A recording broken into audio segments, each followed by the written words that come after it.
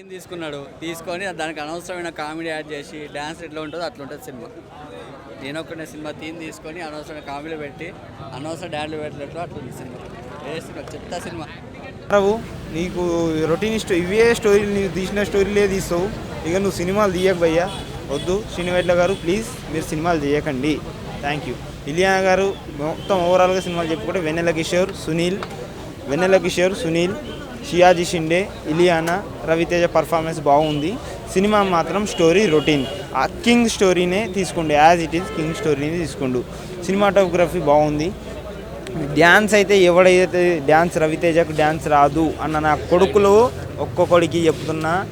చూడండి సెకండ్ పార్ట్లో రవితేజ డ్యాన్స్ చూడండి, తర్వాత మాట్లాడండి.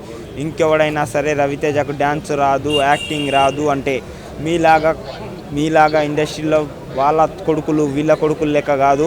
సొంతంగా క్యారెక్టర్ ఆర్టిస్ట్గా మొదలుపెట్టుకొని అంచెలంచెలుగా ఎదిగి ఇలా ఆడున్నాడు, ఆ పొజిషన్లో ఉన్నాడు. అది రవితేజ, గుర్తుపెట్టుకోండి. ఇంకోసారి రవితేజని కామెంట్ చేస్తే బాగుండదు.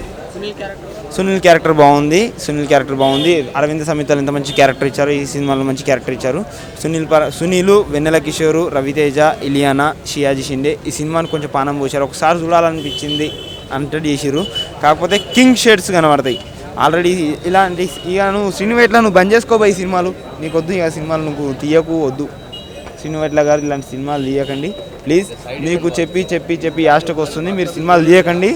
శ్రీనివైట్ల గారు మంచి అవకాశం ఇచ్చారు రవితేజ గారు, మీరు 3 హిట్లు ఇచ్చారన్న నమ్మకంతో అవకాశం ఇస్తే మీరు మళ్ళీ ఆయనకు ఫ్లాప్ ఇచ్చారు. మీరు మొత్తానికి ఫ్లాప్ అయితే కాదు భయ, అట్టర్ ఫ్లాప్ కింద కాదు.